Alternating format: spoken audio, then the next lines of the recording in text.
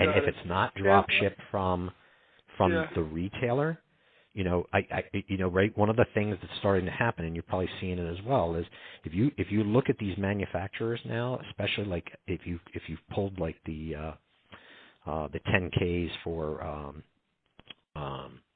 Nike and Adidas and Under Armour, and there's a couple of others that will, right? If you back up 4 or 5 years ago, none of those manufacturers, right, those consumer product goods companies, none of them would have ever disclosed sort of a direct-to-consumer number, right? And this year, I forget how many kind of did it, but I mean, there were a large number. In fact, I downloaded several of them where they themselves now, right, are publishing a DTC number, a direct-to-consumer number, right? And the way they're kind of doing it is they would have not done this before because their historical path to market would have been historically take their product, give it to the wholesaler, which is the retailer, and have the retailer be their merchant, right? Now what they're doing is they're kind of saying, okay, fine, I'm going to continue to do that, but in this digital world, why can't I just take my product, put it on my own website, and I'll drop ship it to the client, right? And they're all publishing now,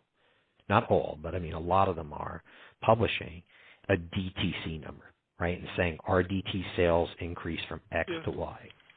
And a lot of the providers like us and others are sort of in that market as well because they're kind of saying, well, look, it's the same damn thing. I mean, who wants to integrate between quote unquote, right? Because that shopping website, if you would, that infrastructure that allows Under Armour and Nike and everybody else to put up their website are things like Shopify, WooCommerce, Magento, whatever, right? I mean, there's a lot of third-party product out there, but a lot of clients still don't want to integrate that themselves, so they come to a service provider such as me, and anybody else that's out there, and that is part of the market now too, because right, it's just still people need all of those that visibility of all those dashboards to kind of say, well, look, my ERP still doesn't have that functionality. Shopify doesn't have all the functionality because it's just really just a website. I still need all of that data to kind of like show me, am I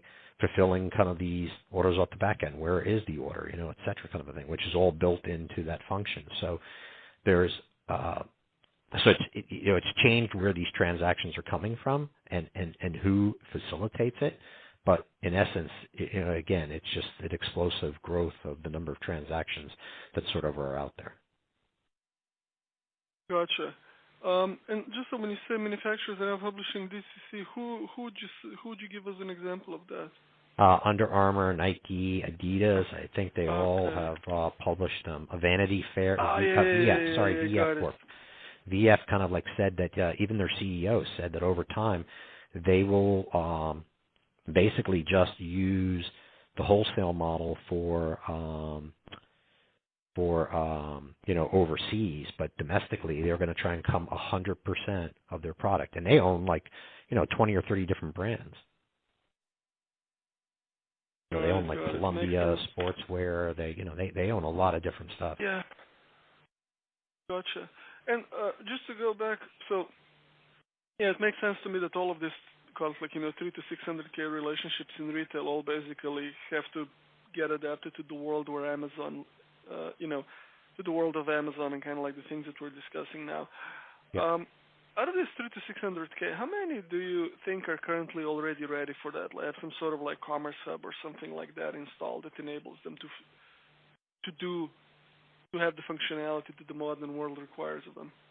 Well, I definitely think Commerce Hub isn't satisfied or focused on the small end. I mean, because we get a lot of phone calls from people that need us to provide the front end to Commerce Hub. I mean, I think that most people think, and accurately so, probably satisfy the 80-20 rule, which is right.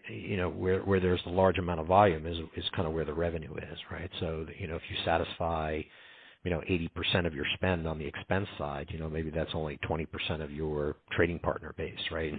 And then the long tail is, guys that maybe only get one or two transactions, but they all have to sort of participate. So, I'd say that if you kind of look at the 80-20 rule, the 20% are probably enabled because they just have the volume and probably were the volume players sort of in the old tradition.